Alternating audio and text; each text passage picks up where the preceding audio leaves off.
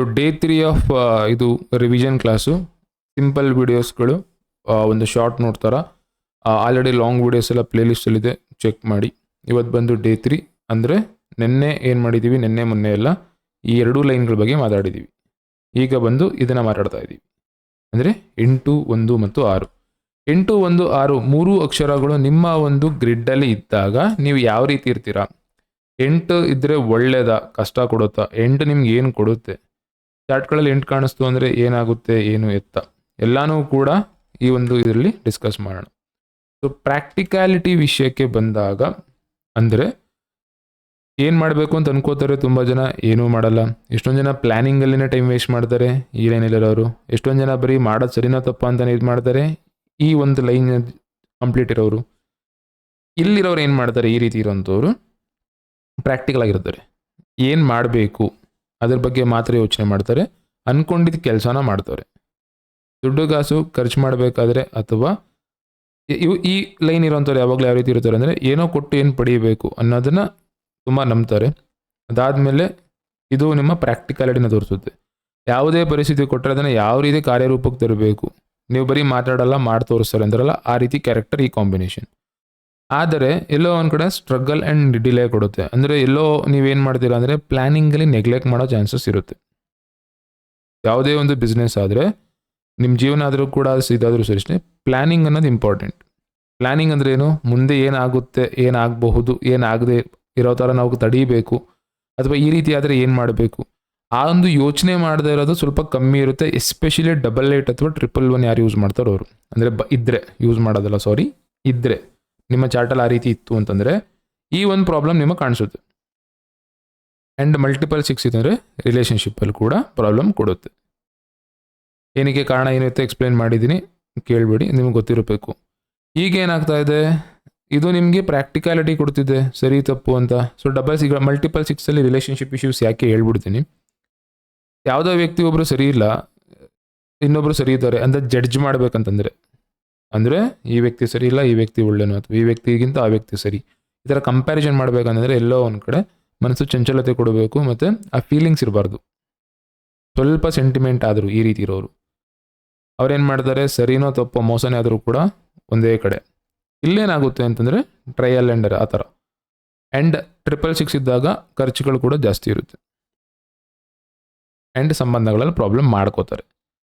ಯಾರು ಹೇಳಿದಾರೋ ಯಾರು ಬಿಟ್ಟಿದ್ದಾರೋ ನಂಗೆ ಗೊತ್ತಿಲ್ಲ, ಜಾಸ್ತಿ ನಮಗೆ ರಿಪ್ಲೈ ಬರ್ತಾ ಇರೋದು ಅದು ಅಲ್ಲಿ ಆ ಥರ ಹೇಳಿದ್ರು ಇಲ್ಲಿ ಥರ ಹೇಳಿದ್ರು ಅಂತ. ಈ ಪ್ರಾಬ್ಲಮ್ಸ್ಗಳು ಕಾಣಿಸುತ್ತು ಅಂತಂದರೆ ಇದಕ್ಕೆ ಪರಿಹಾರ ಇದೆ. ಆ್ಯಂಡ್ 66 ಇತ್ತು ಅಲ್ಲಿ ಇರೋರೆಲ್ಲ ಅದೇ ಥರ ಅಂತಲ್ಲ, 66 ಇದ್ದವ್ರು ಯಾರು ಇದ್ದವ್ರು ಅಂದರೆ ರಿಲೇಷನ್ಶಿಪ್ಪಲ್ಲಿ ಡಾಮಿನೇಟ್ ಮಾಡ್ತಾರೆ ಇವರು. ಹಸ್ಬೆಂಡ್ ಆ್ಯಂಡ್ ವೈಫಲ್ಲಿ 66 ಯಾರಿಗಾರು ಕಾಣಿಸಿದ್ರೆ ಇವರು ಇನ್ನೊಬ್ಬರನ್ನ ಡಾಮಿನೇಟ್ ಮಾಡ್ತಾರೆ. ಇದು ನೆನ್ಪಿಟ್ಕೊಳ್ಳಿ. 111 ಆ ಥರ ಅಲ್ಲ, ಇವರು ಒಂಥರ ಏನು ಮಾಡದೆ ಮೈ ಪರ್ಚ್ಕೋತಾರೆ ಅಂತಾರಲ್ಲ, ಆ ರೀತಿ ಇರುತ್ತೆ ಇದು. 111 ಇರೋರು. 11 ಬೇರೆ ಥರ, 11 ಎನರ್ಜಿ ಚೆನ್ನಾಗಿರುತ್ತೆ. 3ಕ್ಕಿಂತ ಜಾಸ್ತಿ ಯಾವುದೇ ಹೋದ್ರೂ ಆ ಒಂದು ಸಂಖ್ಯೆ ನಿಮ್ಗೆ ಏನು ಕೊಡಲ್ಲ. ಇದು ಆಲ್ರೆಡಿ ಬೇಸಿಕ್ಸ್, ಇದು ನೆನ್ಪಿಟ್ಕೊಳ್ಳಿ. ಯಾರ್ದಾರು ಬ್ಯಾಡ್ ಲಕ್ 88 ಏನಾರ ಹತ್ರ ಕಾಣಿಸ್ತು ಅಂತಂದರೆ ಕಂಪ್ಲೀಟ್ ಸ್ಪಿರಿಚುಯಾಲಿಟಿಗೆ ಸರೆಂಡರ್ ಆಗಿ ಜನಗಳಿಗೆ ಸೇವೆ ಮಾಡಿ. ದಾನ ಅಲ್ಲ, ಸೇವೆ. ಜನಗಳಿಗೇನು ಕೆಲಸ ಮಾಡಿ ಇದರ ಎಫೆಕ್ಟ್ ಹೋಗ್ಬಿಡುತ್ತೆ.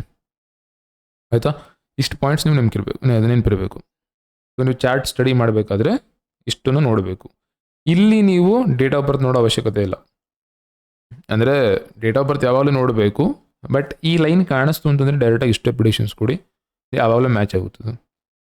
ಜೊತೆಲಿ ಪುನಃ ಡೇಟ್ ಆಫ್ ಬರ್ತ್ ನೋಡಿದ್ರೆ ಈ 8ನೇ ನಂಬರ್ ಎಲ್ಲಿಂದ ಬಂತು, ಅದರ ಅಕ್ಕಪಕ್ಕ ಯಾವ ನಂಬರ್ ಇದೆ ಡೇಟ್ ಆಫ್ ಬರ್ತಲ್ಲಿ ನೋಡಿ. ಅಂದರೆ ಮಂತ್ ನಂಬರ್, ತಿಂಗಳ ಸಂಖ್ಯೆ ಇದೆಯಾ, ವರ್ಷ ಸಂಖ್ಯೆಯಿಂದ 8 ಬಂತಾ, ಅದ್ರ ಪಕ್ಕ 9 ಇದೆಯಾ, ಅಥವಾ ನಿಮ್ಮ ಡೇಟ್ ಆಫ್ ಬರ್ತಲ್ಲೇ ಇತ್ತಾ. ಡೇಟ್ ಆಫ್ ಬರ್ತಲ್ಲಿ ರೇರು ಬರಲ್ಲ. ಯಾಕಂದರೆ 8ನೇ ತಾರೀಕು ಒಂದು ಡೈರೆಕ್ಟಾಗಿ ಬಂತು ಅಂದರೆ ಕಿಂಗ್ ಆ್ಯಂಡ್ ಕ್ವೀನ್ ಏನಿರುತ್ತೆ, ಆ ಕ್ವೀನ್ ರೇಟಿಂಗಿನ ಅದನ್ನು ನೋಡೋದು, ಕ್ವೀನ್ ಕಾಂಬಿನೇಷನ್ಸ್ ಏನಿರುತ್ತೆ ಅದು ಈ ಒಂದು ಇದಕ್ಕೆ ಹಿಂಗಿದೆ ನೋಡಿ. ಸೊ ಇದರ ಒಳಗೆ ನಾವೇನು ಮಾಡ್ತೀವಿ, ತುಂಬ ಚೆಕ್ ಮಾಡಿ ಒಂದು ಆ್ಯಕ್ಯುರೇಟ್ ಪ್ರಿಡಿಕ್ಷನ್ಸ್ ಕೊಡ್ತೀರಾ. ಇಲ್ಲ ಅಂತಂದರೆ ಈ ರೂಲ್ಸ್ಗಳನ್ನ ಪ್ರತಿ ಬುಕ್ಕಲ್ಲೂ, ಪ್ರತಿ ಇದರಲ್ಲೂ, ಪ್ರತಿ ಸೋಷಿಯಲ್ ಮೀಡಿಯಾದಲ್ಲೂ, ಪ್ರತಿ ಆನ್ಲೈನಲ್ಲಿ ಎಲ್ಲ ಕಡೆ ಇದೆ. ಅವ್ರಿಗೂ ನಿಮಗೂ ಅಂಥ ಡಿಫ್ರೆನ್ಸ್ ಬರೋಲ್ಲ. ಸೊ ಹಾಗಾಗಿ ಇದು ಡೇ 3 ಕಂಪ್ಲೀಟ್ ವಿಡಿಯೋಸ್ ಡಿಸ್ಕ್ರಿಪ್ಷನಲ್ಲಿ ಈ ಒಂದು ಚಿಕ್ಕ ಲೈನ್ ಇದೆ, ಬರೀ ಇಷ್ಟರಲ್ಲೇ ತುಂಬ ಡೀಟೇಲ್ಸ್ಗಳನ್ನ ನೋಡ್ಬೋದು. ಈಗ ಈ ಸಾರಿ ನಂಬರ್ ಇಲ್ಲ ನನಗೆ ಅಂದರೆ 8, 1, 6 ಈ ನಂಬರೇ ಇಲ್ಲ ಸರ್ ನನ್ನ ಹತ್ರ, ಅದು ಆ ನಂಬರ್ಗಳೇ ಯಾವುದೂ ಇಲ್ಲ. ನೀವು ಹೇಳ್ತಾ ಇದ್ರೆ 8, 1 ಇದು ಇರುತ್ತೆ ಅಂತ. ವ್ಯಕ್ತಿಗೆ ಲಾಸಸ್ಗಳು ತುಂಬ ಲಾಸ್ ಆಗೋದು ಈ 3 ಅಂಕಿಗಳಿಲ್ಲ ಅಂದರೆ. ಮತ್ತು ನೆನ್ಪಿಟ್ಕೊಳ್ಳಿ, 8ನೇ ನಂಬರ್ ಅದರದೇ ರೀತಿಯಲ್ಲಿ ದುಡ್ಡನ್ನು ಕೊಡುತ್ತೆ. ದುಡ್ಡಿಗೆ ಸಂಬಂಧಪಟ್ಟ ಕೆಲಸ ಮಾಡಬೇಕಾದ್ರೆ 8 ಆ್ಯಂಡ್ 5 ಒಂದು ಸರಿಯಾದ ರೀತಿಯಲ್ಲಿ ಉಪಯೋಗಿಸಬಹುದು. ಇದನ್ನು ನೆನ್ಪಿಟ್ಕೊಂಡಿರಿ. 8 ಅಂದರೆ ಬರೀ ದುಡ್ಡು ಕಾಸಲ್ಲ, 8 ಅಂದರೆ ಲೆಕ್ಕಾಚಾರ, 8 ಅಂದರೆ ಲಾಯರ್, 8 ಅಂದರೆ CAಗಳು ಕೂಡ ಬರ್ತಾರೆ. ದುಡ್ಡು ಕಾಸು ಲೆಕ್ಕಾಚಾರ ಹಾಕುವಂಥ ಸಂಖ್ಯೆ ಇದು.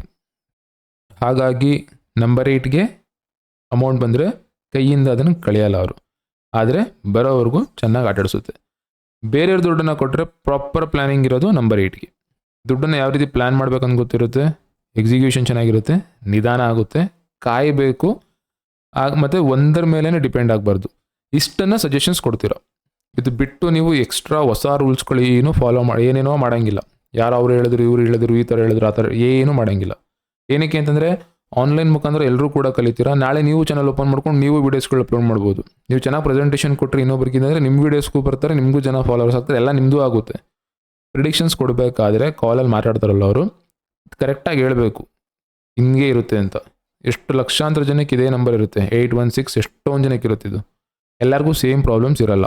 ಅಷ್ಟನ್ನು ವಿಮರ್ಶೆ ಮಾಡೋಷ್ಟು, ಅಷ್ಟನ್ನು ನೀವು ಕ್ಲೀನಾಗಿ ಒಂದು ಅನಲೈಸ್ ಮಾಡೋಷ್ಟಾದ್ರೂ ಕಲ್ತೀರಿ, ಪ್ರಾಕ್ಟೀಸ್ ಮಾಡಿ. ಸೊ ಏನೇನೇನ ಕಂಪೇರ್ ಮಾಡಬೇಕು ಅನ್ನೋದನ್ನು ಕ್ಲಾಸಲ್ಲಿ ಕಲ್ತಿದ್ದೀರ. ಈಗ ನೀವು ಇದನ್ನು ಉಪಯೋಗಿಸ್ಬೇಕಾದ್ರೆ ಅಥವಾ ಈ ಒಂದು ಲೈನ್ ಕಾಣಿಸ್ದ ತಕ್ಷಣ ಫಸ್ಟ್ ಏನಂತಂದರೆ ಪ್ರಾಕ್ಟಿಕಲ್ ಆಗಿರ್ತಾರೆ. ವ್ಯಕ್ತಿ ಹೇಳಿದ ಸ್ಟ್ರೇಟ್ ಫಾರ್ವರ್ಡ್, ಹೇಳಿದ ಕೆಲಸ ಮಾಡ್ತಾರೆ, ಅವ್ರಿಗೆ ಅನ್ಸಿದ ಕೆಲಸ ಮಾಡ್ತಾರೆ, ಮೂಮೆಂಟ್ ಇರುತ್ತೆ, ಕೆಲಸ ಮಾಡ್ತಾರೆ. ಏನಾರು ಅನ್ನಿಸ್ತು ಫಾಸ್ಟಾಗಿ ಕೆಲಸ ಮಾಡ್ತಾರೆ. ಇಷ್ಟೇ, ಎಲ್ಲ ಕಡೆನೂ ಇದೇ ಹೇಳೋದು. ಶಾರ್ಟ್ಸ್ ವೀಡಿಯೋಸ್ಗಳೆಲ್ಲ ಇಷ್ಟೇ ಹೇಳೋದು. ಡೀಪ್ ಅನಾಲಿಸಿಸ್ ಬಂದಾಗ 20-30 ನಿಮಿಷ ಬರೀ ಈ 3 ಮೇಲೆ ಮಾತಾಡ್ಬೋದು.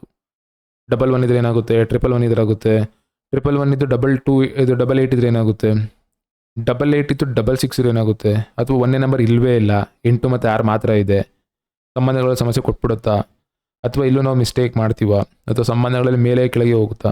1 6 ಇತ್ತು ಅಂದರೆ ಖರ್ಚುಗಳು ಜಾಸ್ತಿ ಮಾಡ್ತೀವ, 1 8 ಇತ್ತು ಅಂತಂದರೆ ಪಬ್ಲಿಕ್ಗೆ ಜನಗಳಿಗೆ ಈ ಥರದ್ದು ತುಂಬ ತುಂಬ ಜಾಸ್ತಿ ಇದೆ. ಬಟ್ ಇಲ್ಲಿ ಈ ಬೇಸಿಕ್ಸ್ನ ನೆನ್ಪಿಟ್ಕೊಳ್ಳಿ, ಆಯಿತಾ.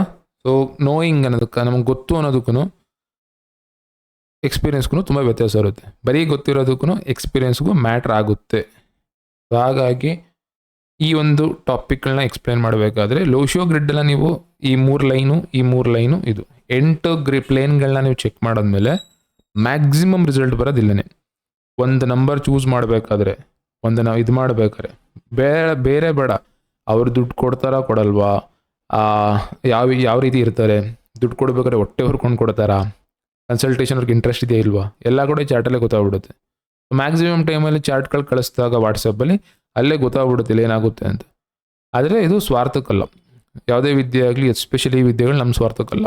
ಅಲ್ಲಿ ಗೊತ್ತಾಗುತ್ತಲ್ಲಿ ಯಾರು ಕೊಡ್ತಾರೆ ಯಾರು ಕೊಡಲ್ಲ ಎಲ್ಲನೂ. ಈ ಥರ ಒಂದಾಗ ಏನಾಗ್ತಾರೆ ಅಂದರೆ ಸ್ವಲ್ಪ ಅದೇ ಥರ ಇರ್ತಾರೆ. ಹಾಗಾಗಿ ನೀವೇನು ಕಲ್ತಿರ್ತೀರಾ, ಕನ್ಸಲ್ಟೇಷನ್ಸ್ಗಳು ಸ್ಟಾರ್ಟ್ ಮಾಡ್ತೀರಾ, ಆ ಟೈಮಲ್ಲಿ ಈ ಒಂದನ್ನು ಪಾಯಿಂಟ್ನ ನೆನ್ಪಿಟ್ಕೊಳ್ಳಿ, ಆಯಿತಾ. ಯಾರಿಗೂ ಗೊತ್ತಿರಲ್ಲ ನೀವೇನು ನಿಮ್ಗೆ ಎಷ್ಟು ಗೊತ್ತು ಅಂತ. ಈಗ ಎದೆ ಬಗೆದು ತೋರಿಸ್ತೀವೋ ಅಂತ ಆ ಥರ ಇರುತ್ತಿದ್ದು. ಈ ಟೈಮಲ್ಲಿ ಏನು ಮಾಡುತ್ತೆ, ನಿಮಗೆ ಈ ಒಂದು ಚಾಲೆಂಜಸ್ ಇರುತ್ತೆ. ಸೊ 816 ಯಾವಾಗಲೂ ಕೂಡ ಚಾಲೆಂಜಿಂಗ್ ನಂಬರ್ ಕೂಡ. ಚಾಲೆಂಜ್ ಕೂಡ ಮಾಡ್ತಾರೆ, ಪ್ರಾಕ್ಟಿಕಲಾಗಿ ಕೂಡ ಇರ್ತಾರೆ, ನಿಮಗೆ ಬುದ್ಧಿ ಹೇಳ್ತಾರೆ, ನಿಮಗೆ ಬುದ್ಧಿ ಕಲಿಸ್ತಾರೆ. ಆ ರೀತಿ ಕಾಂಬಿನೇಷನ್. ಇವ್ರ ಜೊತೆ ಮಾತಾಡಬೇಕಾದ್ರೆ, ಇವ್ರ ಜೊತೆ ಕೆಲಸ ಮಾಡಬೇಕಾದ್ರೆ ಕರೆಕ್ಟಾಗಿ ಕೆಲಸ ಮಾಡಿ, ಎಲ್ಲರ ಥರ ಕರೆಕ್ಟಾಗಿ ಕೆಲಸ ಮಾಡಿ. ಬಟ್ ಇವ್ರು ಕೇಳೋ ಕ್ವಶನ್ಸ್ಗಳಿಗೆ ಉತ್ತರ ಹೇಳಿ. ಒಂದ್ಸಲ ಇವರು ನಂಬೋದ ಮೇಲೆ ಇವರು ನಿಮ್ಮನ್ನು ಮರೆಯಲ್ಲ. ಆ ಥರ ವ್ಯಕ್ತಿಗಳು. ಸೊ 100 ಜನರ ಹತ್ರ ಕಿತ್ತಾಡೋದಕ್ಕಿಂತ ಇಂಥ ವ್ಯಕ್ತಿಗಳನ್ನ ನೀವು ಕನ್ವಿನ್ಸ್ ಮಾಡೋದು ಅಥವಾ ಇಂಥ ವ್ಯಕ್ತಿಗಳಿಗೆ ನೀವು ಕಲಿಸೋದು ತುಂಬ ಒಳ್ಳೆಯದು.